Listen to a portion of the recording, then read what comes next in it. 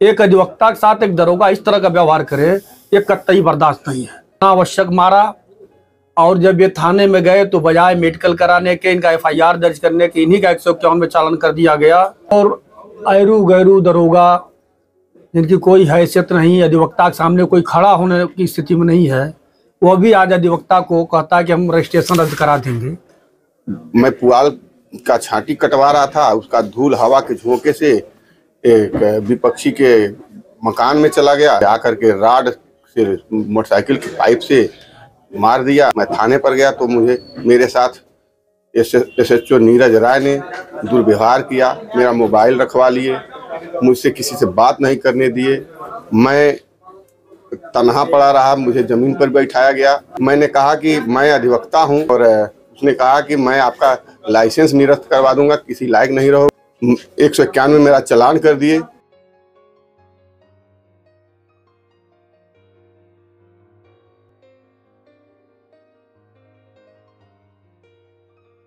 स्वागत है आपका मारीना संदेश में। जैसा आप सभी जानते हैं कि जब जब वकीलों पे कोई आफत आई है, अधिवक्ताओं पे किसी भी प्रकार की कोई मुसीबत आई है, तो एक चेहरा सबसे पहले आपको सामने दिखता है, जो विनोद पांडे, जो पूर्व अध्यक्ष मऊ में civil court central bar association के रह चुके हैं, वर्तमान समय में उत्तर प्रदेश बार काउंसिल के सदस्य पद का चुनाव लड़ रहे हैं।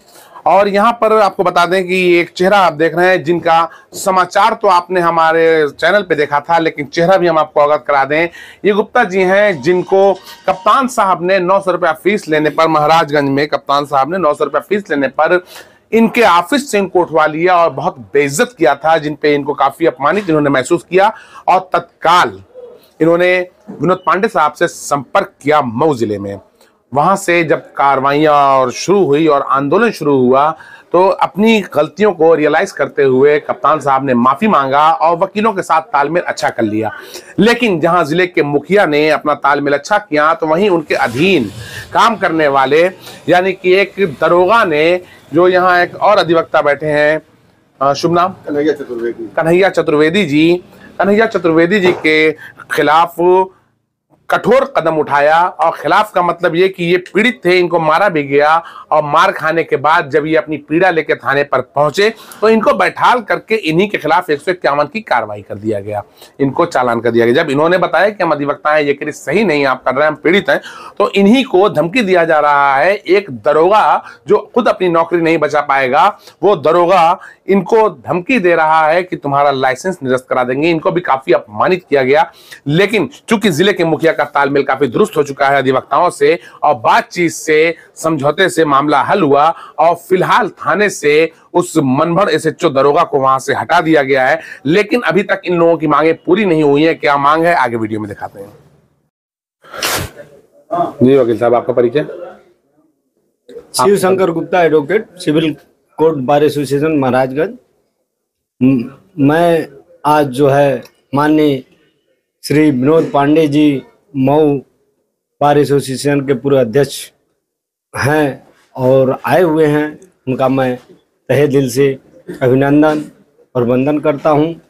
आज जो है हमारे बीच उपस्थित हुए, जिनके लिए हम सभी लोग इनको हार्दिक बधाई देते हैं।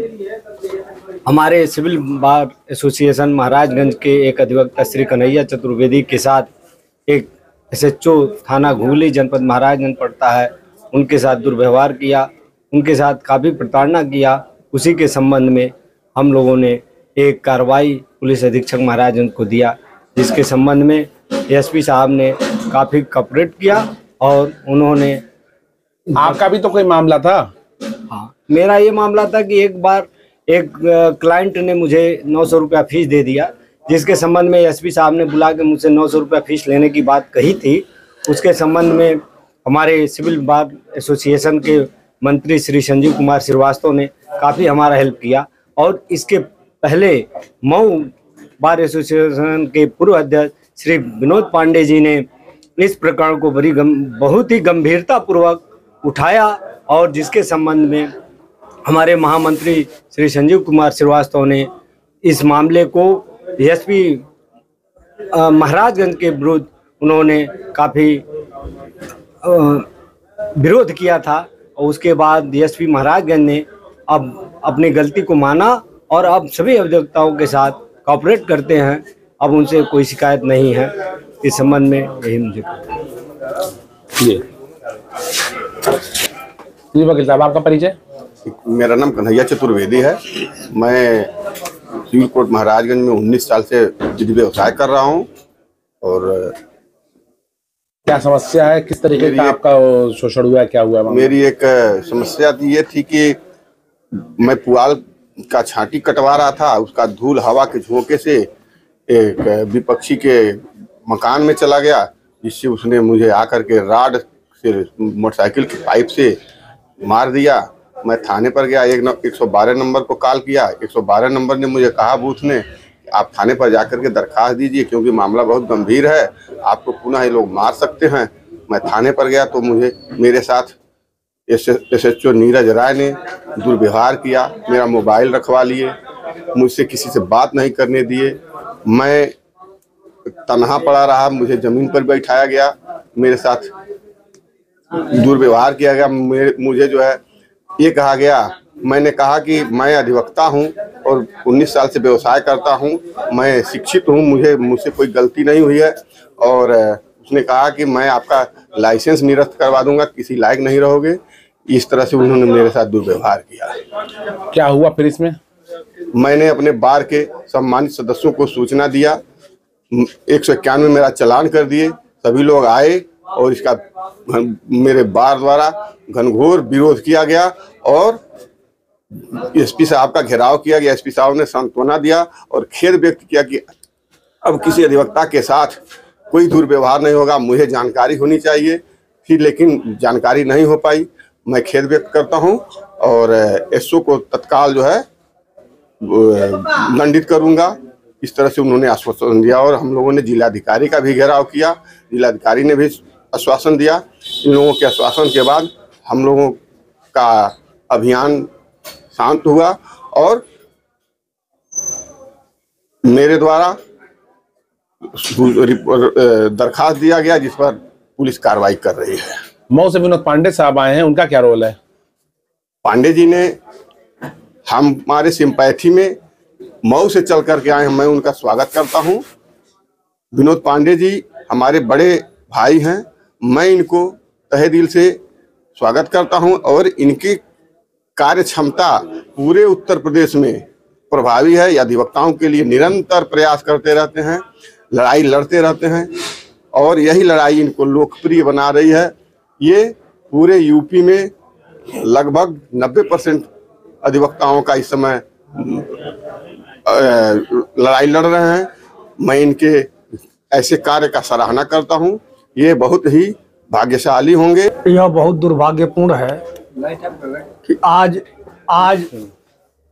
अधिवक्ताओं की कोई सुनने वाला नहीं है और ऐरू गैरू दरोगा जिनकी कोई हैसियत नहीं, अधिवक्ता के सामने कोई खड़ा होने की स्थिति में नहीं है, वह भी आज अधिवक्ता को कहता है कि हम रजिस्ट्रेशन रद्द करा देंगे।